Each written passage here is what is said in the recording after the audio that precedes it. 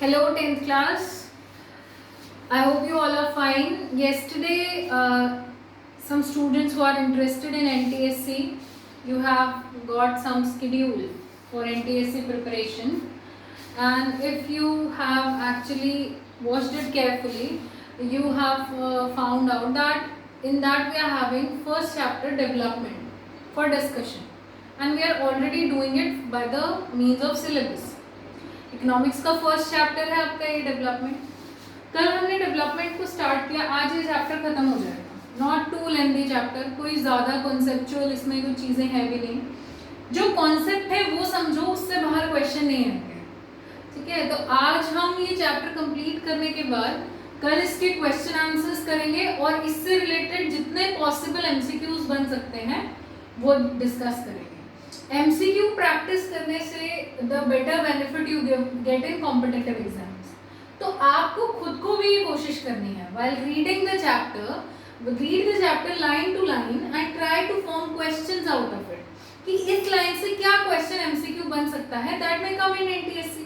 यही प्रिपरेशन की right strategy होती है. अगर आप सिर्फ पढ़ते रहो, आपको कुछ याद ही ना रहे, तो उससे कोई भी कॉम्पिटिटिव एग्जाम क्लियर नहीं होगा. स्ट्रैटेजी, एक पर्टिकुलर प्लान बनाओ. these number of chapters I will complete in one day. और उसमें जब आप चैप्टर को पढ़ोगे लाइन टू लाइन, तो try to form some questions out of it. जब हम आपको एमसीक्यू क्वेश्चन बना के देते हैं तो वो भी तो उन्हीं चैप्टर्स में से बन रहे हैं. तो if we can do it, you can also try for it. So do it, prepare for it. Okay. In yesterday's class we have discussed that different persons may have different developmental goals. The meaning of word development cannot be same for every person. Okay, what is development for me, it is not necessary that same meaning you have for development. I wish that my whole state of Haryana gets educated. That is development for me. But you may think that if girls get the freedom to go outside and study, that is development. तो हर किसी इंसान के लिए development का अपना एक मतलब हो सकता है. ये हमने कल डिस्कस किया था. डेवलपमेंटल डिजायर्स दो तरीके की हो सकती हैं, that can be related to money और नॉट रिलेटेड टू मनी. ये भी कल हम पढ़ चुके हैं. Related to money are that if you want any property, any materialistic thing जो आप पैसे से ही खरीद सकते हो, वो एक डेवलपमेंटल डिजायर हुई.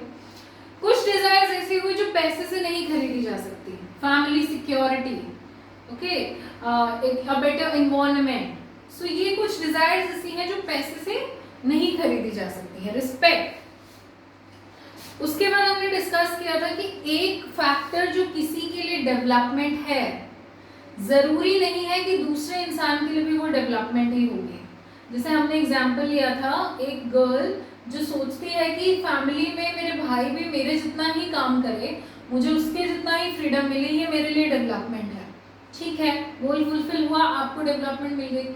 But is it development for your brother also? No. Now he has to work hard, he has to do household work, he has to share his freedom with you. तो उसके लिए तो वो development नहीं है, detrimental है. So it is not necessary that if someone is having certain developmental goal, that proves to be development for the second person also. It is not necessary. ठीक है. इसके बाद हमने डिस्कस किया था डेवलपमेंट के लोगों के लिए मिक्स सेट ऑफ गोल्स हो सकती है. हमने एग्जांपल देखा था ना, if you getting a job at a higher pay scale but some factors are depleting, that means कि आपका डिस्टेंस ज़्यादा है ऑफिस का, आपकी फैमिली के लिए सिक्योरिटी नहीं है, आपकी जॉब सिक्योरिटी नहीं है, तो पर्सन कम पैसे के साथ भी एडजस्ट कर लेगा. But mix set of goals होता है डेवलपमेंट. ज़रूरी नहीं है आप सिर्फ ये सोचो मैं ऐसे स्कूल में जाऊँ जो बस घर के पास हो. अरे उसमें पढ़ाई भी अच्छी होनी चाहिए, स्पोर्ट्स फैसिलिटीज़ भी होनी चाहिए, आपकी प्रॉपर ग्रोथ होनी चाहिए, प्रॉपर लर्निंग पैटर्न होना चाहिए. तो मिक्स सेट ऑफ गोल्स होते हैं डेवलपमेंट. जैसे कि पर्सनल डेवलपमेंट के लिए सबके अपने व्यूज हो सकते हैं, ऐसे ही नेशनल डेवलपमेंट के लिए भी सबके अपने व्यूज हो सकते हैं. मेरे लिए मेरा देश तरक्की पे है, ये डिफाइन करना एक फैक्टर हो सकता है. हो सकता है आपके लिए कोई दूसरा फैक्टर हो. ठीक है, मैं बोलूँ कि मेरे देश के जवान मारे ना जाए बॉर्डर पे, that is national development for me. आप बोलो कि नहीं मैम हमारे देश में सब जगह प्रॉपर ट्रांसपोर्टेशन हो, ये नेशनल डेवलपमेंट है। कोई बोले कि हेल्थ केयर फैसिलिटीज प्रॉपर हो, वो नेशनल डेवलपमेंट है। सो नेशनल डेवलपमेंट की क्राइटेरिया भी सबके लिए अलग अलग हो सकते हैं। But when we are comparing certain countries, एक फैक्टर जो सबसे ज्यादा इंपॉर्टेंट हमने लिया था that was income. While comparing different countries, the most important criteria which we were using for comparison was income of the country. But क्या issue आया कि इनकम को अगर आप फैक्टर लोगे तो जिस कंट्री की पॉपुलेशन ज्यादा होगी ऑब्वियसली वहां की इनकम ज्यादा होगी। तो ये तो एक प्रॉपर बैलेंस्ड क्राइटेरिया नहीं हुआ फॉर जजमेंट। तो क्या डिसाइड हुआ कि जो कंट्री की टोटल इनकम है उसको डिवाइड कर दो टोटल पॉपुलेशन से, तो सिंगल पर्सन की अर्निंग निकल के आ जाएगी। That is known as per capita income और the average income. What is per capita income? When the total income of the country is divided by total population of the country, that results in per capita income. यहां तक का recap समझ में आ गया class का? बहुत easy chapter है, मजे मजे में बस समझते जाओ। पर कैपिटा इनकम निकाल ली। अब अकॉर्डिंग टू वर्ल्ड बैंक ने क्राइटेरिया दिया है that if a country is having पर capita income of more than $12,056, अगर किसी देश की पर कैपिटा इनकम $12,056 से ज्यादा है, that country will be termed as rich country. अगर आपको बोला जाए कि रिच एंड पुअर कंट्री का पैरामीटर जो है, क्राइटेरिया है कंपैरिजन का, वो किसने दिया है? वर्ल्ड बैंक ने दिया है। World bank has said that if the per capita income of a country is more than $12,056, that country is termed as rich country. And if per capita income of a country is less than $955, that is termed as poor country or low income country.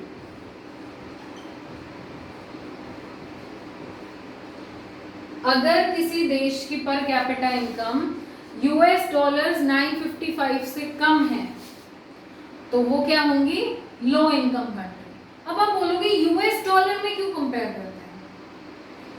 Usually जो world की सबसे powerful currency होती है ना, जो world का सबसे powerful country है वो है US, in terms of money, in terms of development, in terms of resources, in terms of literacy, या जिसके पास मॉनेटरी पावर ज्यादा है, जिसकी ज्यादा चलती है, तो उसकी जो करेंसी होती है and that is applicable to all the countries, वो सब देश एक्सेप्ट करेंगे।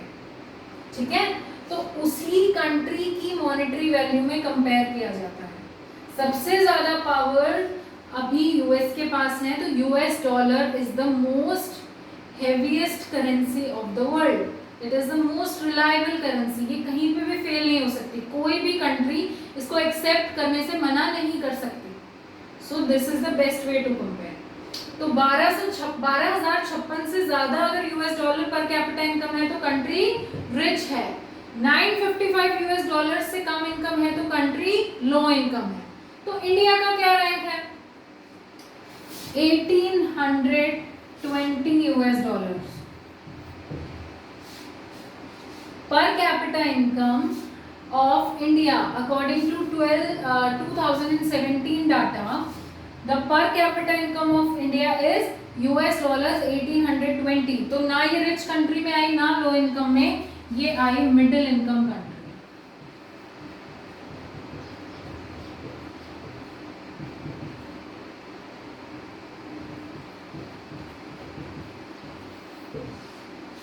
So if someone asks you a question that India comes in which category of income according to per capita income, it comes in the category of middle income country. What is the per capita income of India? US dollars 1820, and of which year this data is pertaining? 2017. ठीक है, rich country, low income country, middle income country, समझ में आ गया? अब जो ज्यादातर rich countries हैं उन्हीं को डेवलप्ड कंट्रीज बोला जाता है। रिच कंट्रीज को ही मोस्टली डेवलप्ड कंट्रीज बोला जाता है। एक्सेप्शन भी है इसके कुछ, some Middle East countries,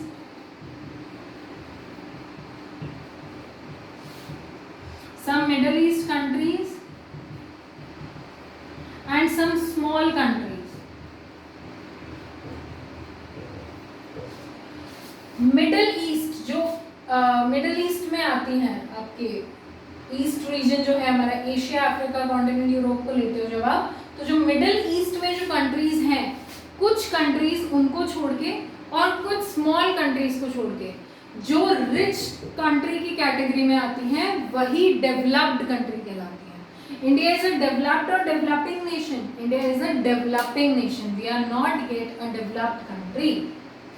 okay, now some other criterias of development. Income को देख लिया हमने, एक क्राइटेरिया डेवलपमेंट का हो सकता है। There may be some other criteria, उनको डिस्कस करते हैं। पहले पर कैपिटा इनकम के हिसाब से हमने 3 स्टेट्स कंपेयर किए, हरियाणा, केरला एंड बिहार। तो आप इस टेबल में देखो, आपकी बुक में दी गई है ये। पर कैपिटा इनकम सबसे ज्यादा किसकी है? हरियाणा की। सबसे कम किसकी है? बिहार की। मिडिल में है केरला। बट क्या आप कह सकते हो कि हरियाणा केरला से ज्यादा डेवलप्ड है? अगर सिर्फ हम इनकम फैक्टर पे ध्यान दे रहे हैं, just watching the per capita income or the income criteria, can you really state that Haryana is more developed than Kerala? per capita income को देखेंगे तो यही लग रहा है कि सबसे ज्यादा इनकम हरियाणा की है, तो सबसे ज्यादा डेवलप्ड यही होगा। इसीलिए सिर्फ इनकम फैक्टर को हम डेवलपमेंट का क्राइटेरिया नहीं मान सकते। There are certain other factors also. वो फैक्टर्स क्या होंगे? IMF, infant mortality rate।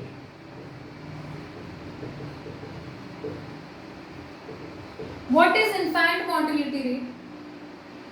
एक साल में 1000 बच्चों के जन्म हुआ, 1000 चिल्ड्रन, उन 1000 में से कितने बच्चे मारे गए below the age of 1 year?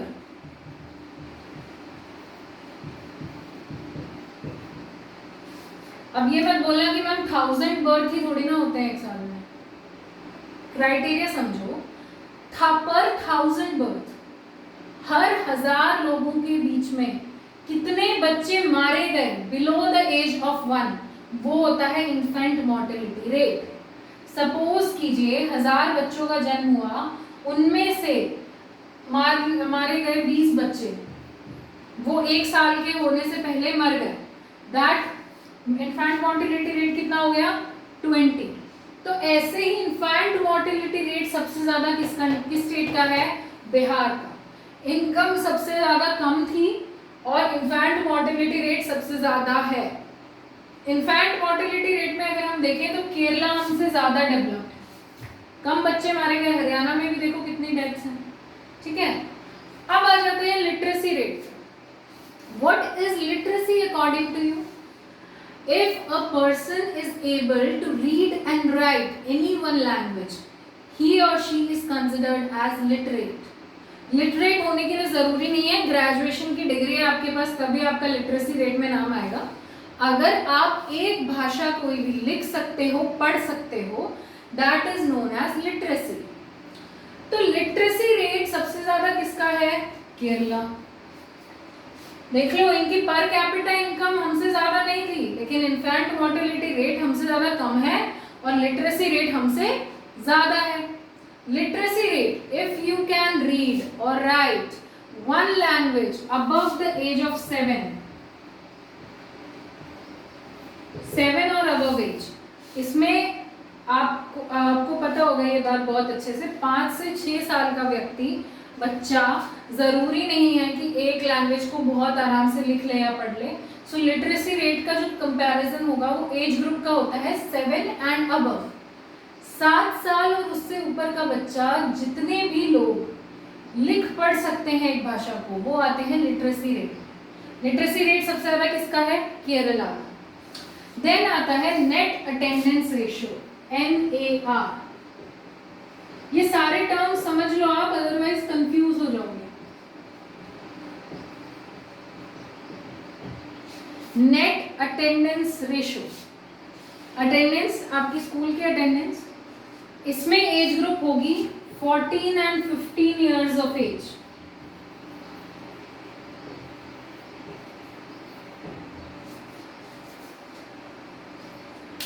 एक एरिया में जितने भी बच्चे 14 से 15 साल के हैं उनमें से कितने बच्चे स्कूल जा रहे हैं, that is net attendance ratio. आपकी स्टेट में मान लो 14 से 15 साल के 1 लाख बच्चे हैं, बट वो लोग 10 साल के हुए तब तक स्कूल गए थे, बेसिक एजुकेशन उन्होंने ली थी, उसके बाद उन्होंने स्कूल ड्रॉप आउट कर दिया, वो नेट अटेंडेंस रेशियो में नहीं आएंगे। नेट अटेंडेंस रेशियो में कौन आएगा? 14 और 15 साल की एज के वो बच्चे जो स्टिल उस एज ग्रुप में स्कूल जा रहे हैं, ठीक है? तो उन बच्चों को किसमें इंक्लूड किया जाता है? Net attendance ratio. तो नेट अटेंडेंस रेशियो भी सबसे ज्यादा किसका है? केरला। सबसे ज्यादा बच्चे स्कूल जा रहे हैं, तभी तो सबसे ज्यादा लिटरेसी रेट है, ठीक है? इसमें भी Bihar is at the last position. So what we have concluded from this table that income is not the whole contributor of development। सिर्फ पैसा ही डेवलपमेंट का रीजन नहीं हो सकता है। इनफैक्ट मोर्टेलिटी रेट, हमारी हेल्थ केयर फैसिलिटीज इतनी स्ट्रॉन्ग होनी चाहिए कि छोटे बच्चे इतनी कम एज में ना मारे जाएं, उनकी डेथ ना हो, वो भी एक डेवलपमेंट का क्राइटेरिया होगा। हमारे देश में पढ़े लिखे लोग हों, लिटरेसी रेट ज़्यादा हो, ठीक है, वो भी एक डेवलपमेंट का क्राइटेरिया होगा। नेट अटेंडेंस रेशियो, बच्चों की एजुकेशन लैक ना करे, उन्हें स्कूल ड्रॉप आउट ना करना पड़े, they reach up to a very good level of education, secondary, senior secondary, graduation level of education, that is known as net attendance ratio, ठीक है? अगर आपसे पूछा जाए what is the age criteria of literacy rate, 7 years and above, what is the age criteria of net attendance ratio, 14-15 years of age, ठीक है? ये सारे समझ में आ गया। तो पर कैपिटा इनकम हरियाणा की सबसे ज्यादा थी, बट इसका मतलब ये नहीं है हरियाणा सबसे ज्यादा डेवलप्ड है, because in some other factors Haryana is lagging behind. Clear? इस टेबल को 5 सेकेंड्स के लिए देख लो फटाफट, कुछ भी अगर डाउट होता है रफ में नोट डाउन करो।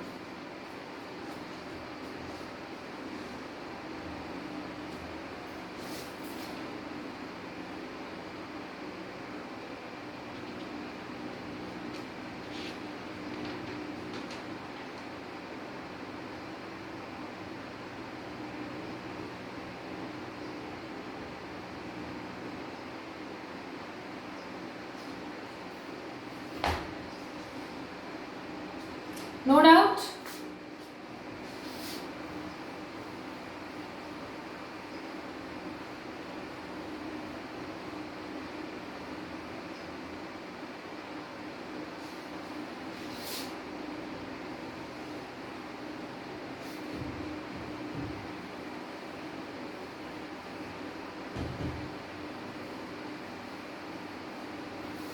Now, कुछ डेवलपमेंट क्राइटेरिया या कुछ डेवलपमेंटल गोल्स ऐसे होते हैं जो पैसे से नहीं खरीदे जा सकते। क्या आप इन्वायरमेंट से पॉल्यूशन घटा सकते हो पैसों से? एक बेटर सेफ इन्वायरमेंट ला सकते हो अपने लिए? नहीं, इट इज़ नॉट पॉसिबल। क्या पैसों की मदद से आप बेटर सिक्योरिटी ला सकते हो अपनी बेटियों के लिए? नहीं। अब हर कोई एम्प्लॉय नहीं कर सकता ना कि मैं अपनी बेटी के साथ एक बॉडीगार्ड भेज दूँ, फाइनेंशियली वो भी पॉसिबल नहीं है। तो कुछ चीज़ें ऐसी होती हैं, कुछ डेवलपमेंटल क्राइटेरियाज ऐसे होते हैं जो कि अगर कलेक्टिवली किए जाएं, सबके लिए ग्रुप में किए जाएं तो बेटर होगा। जैसे कि एग्जाम्पल लगा लो एक सिक्योरिटी गार्ड का, अगर हर house, every house keeps on hiring a guard, आपके मोहल्ले में अगर हर घर एक सिक्योरिटी गार्ड को रखने लगे तो सोचो कितने पैसे लगेंगे। और मान लो एक मोहल्ले के लिए मिलके हम एक ही सिक्योरिटी गार्ड रख लें तो कलेक्टिवली बेटर सर्विस मिल गई और कम पैसे लगे। सो सम सर्विसेज और some developmental desires are better fulfilled when they are actually governed और administered collectively.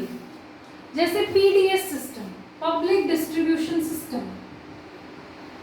What is public distribution system? आपने देखा होगा राशन कार्ड्स बनते हैं और जो बीपीएल फैमिलीज है, बिलो इनकम लेवल, जो बिलो पॉवर्टी लेवल जो है, वो उनको राशन मिलता है सरकार की तरफ से, कुछ अनाज, कुछ आटा, कुछ दाल, ठीक है, चावल, मसाले, तेल, जो भी मिलता है, तो वो डिस्ट्रीब्यूट किया जाता है पब्लिक को। That is known as public distribution system और द पीडीएस सिस्टम। अगर एक एक इंसान के घर जाके बांटने लगे हम वो चीज, so that might be difficult और not so sustainable, but if we are doing that work collectively, that is easy for us. So some developmental desires are better administered collectively. ठीक है, अब देखो एक कॉन्सेप्ट होता है BMI, calculation of BMI. What is BMI? Body Mass Index.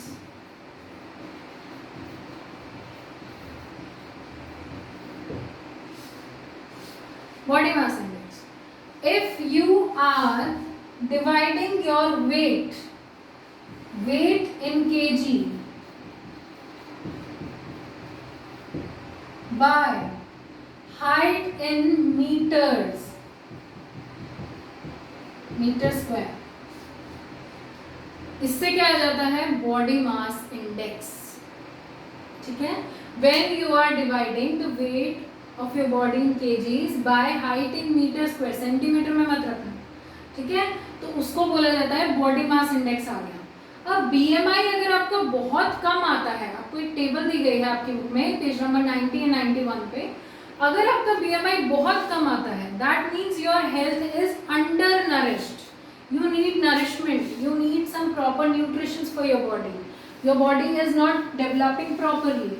But if your BMI comes very high according to your age group, ठीक है, ये जरूरी नहीं है कि वेट और हाइट ही जरूरी, एज ग्रुप भी जरूरी है, एक एज के हिसाब से ही वेट होना चाहिए। छोटा सा बच्चा अगर बहुत मोटा हो जाए तो क्या वो डेवलप्ड है? उसकी बॉडी बहुत डेवलप नहीं है। So calculating BMI, if your BMI comes very low, that means you are undernourished. If your BMI rating comes very high according to your age group, that means you are overweight. So BMI हमेशा middle का calculation level रहना चाहिए ताकि आप अंडरनरिश्ड भी ना रहो और ओवरवेट भी ना रहो। ठीक है, नाउ ह्यूमन डेवलपमेंट रिपोर्ट।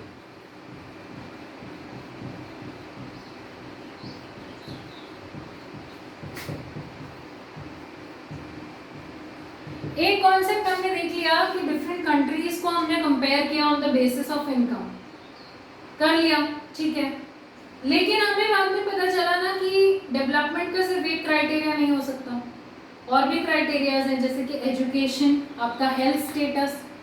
तो जब हम डिफरेंट कंट्रीज को कंपेयर करते हैं on the basis of income plus health status and educational facilities, वो डाटा हम देते हैं ह्यूमन डेवलपमेंट रिपोर्ट में।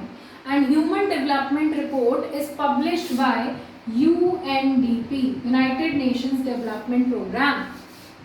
United Nations Development Program, this is very important. Can be asked in NTSC that who gives human development report.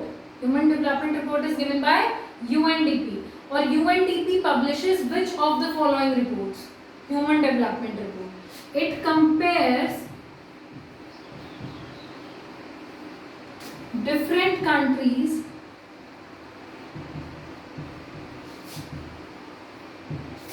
on the basis of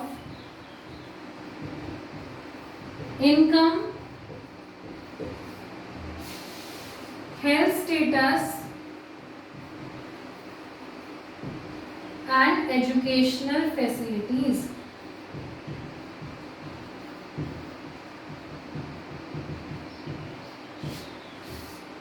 देश में कितना पर capita income है, कितना लोगों के पास हेल्थ स्टेटस है, मतलब कितने लोग बीमार हो रहे हैं, या कितने लोगों का क्या लाइफ एक्सपेक्टेंसी है। लाइफ एक्सपेक्टेंसी मतलब जब आप पैदा हो रहे हो उस टाइम से आपकी हेल्थ को अकॉर्डिंग ये अंदाज़ा लगाया जाए कि लगभग आप इतने साल जियोगे, दैट इज लाइफ एक्सपेक्टेंसी। अगर किसी कंट्री की हेल्थ फैसिलिटीज़ बहुत अच्छी हैं, बहुत अच्छे हॉस्पिटल्स हैं, बहुत अच्छी टेक्नोलॉजी है, तो वहाँ की लाइफ एक्सपेक्टेंसी ज़्यादा होगी। But if a country is not having such good health facilities, the life expectancy at that country will be lower. तो हेल्थ फैसिलिटीज कैसी हैं, आपकी एजुकेशन फैसिलिटीज कैसी हैं, और पर कैपिटा इनकम कैसा है, जब इन 3 क्राइटेरियाज पे हम कंट्रीज को कंपेयर करते हैं, that report is human development report, and human developmental report is given by UNDP। ये कुछ क्राइटेरियाज देख लिए। अब एक बहुत इंपॉर्टेंट चीज की सस्टेनेबिलिटी ऑफ डेवलपमेंट। डेवलप बन गया, मान लो रिच कंट्री बन गए, आपने अपनी हेल्थ फैसिलिटीज को बहुत अच्छा इंक्रीज कर दिया, एजुकेशन बहुत बढ़ा दी, अब डेवलप बन गए, पर क्या आप डेवलप्ड रह पाओगे? ऐसा साइंटिस्ट ने वॉर्न किया है कि जिस तरीके से हम रिसोर्सेज को आजकल यूज कर रहे हैं ना, we are overusing the resources, तो उस तरीके से आप डेवलप्ड रह नहीं पाओगे। आज अगर डेवलप्ड हो, but if you are overusing the resources, you will again come to the status of developing nation. If you want to sustain the development, stop overusing the resources. For example, groundwater, crude oil. Crude oil क्या होता है? कच्चा तेल, वो तेल जिससे बाद में आप रिफाइनिंग करके पेट्रोलियम बनाते हो। क्रूड ऑयल इज नीडेड, सब कंट्रीज में ज़रूरत है। तो अकॉर्डिंग टू द डाटा, जिस तरीके से हम आज क्रूड ऑयल एक्सट्रैक्ट कर रहे हैं, जिस स्पीड से, जिस लेवल तक, सिर्फ 50 साल और क्रूड ऑयल यूज हो सके, इतना ही क्रूड ऑयल लेफ्ट है हमारे वर्ल्ड में। The pace at which we are extracting and using the crude oil presently, it can only last for another 50 years. After that, crude oil will be enough, it will be empty, the resources will be empty, we won't be having enough of crude oil then. ऐसे ही groundwater का system है। World bank ने बहुत जगह तो ये भी बताया है, by 2030 2050 the groundwater of Delhi and other metropolitan cities will be replenished, will be destroyed. Natural resources क्या होते हैं जो बाय नेचर दोबारा से रिप्लेनिश हो जाएं? प्लांट्स हैं, काटा हमने दोबारा उग गए। नॉन रिन्यूएबल रिसोर्सेज क्या होते हैं जो कि दोबारा से रिप्लेनिश नहीं हो सकते नेचर से, एक बार एग्जॉस्ट हो गए, खत्म हो गए, उसके बाद उनका स्टॉक दोबारा से नहीं आ सकता। So stop over using the resources, resources को प्रॉपरली यूज करो सो दैट आपकी डेवलपमेंट सस्टेन्ड रहे। ऐसा नहीं हो आज आप डेवलप्ड हुए हो फिर से आप डेवलपिंग पे आ जाओ। Stop over using the resources. This was the development chapter. इससे ज़्यादा इस चैप्टर में कुछ नहीं है। कल हम इसके एमसीक्यूज और इसके क्वेश्चन आंसर्स डिस्कस करेंगे। Homework for you today is you have to read the complete chapter, and आपको अगर कोई चैप्टर में डाउट होते हैं तो फिर आपको पूछना है, ठीक है। Have a very good day and enjoy your study.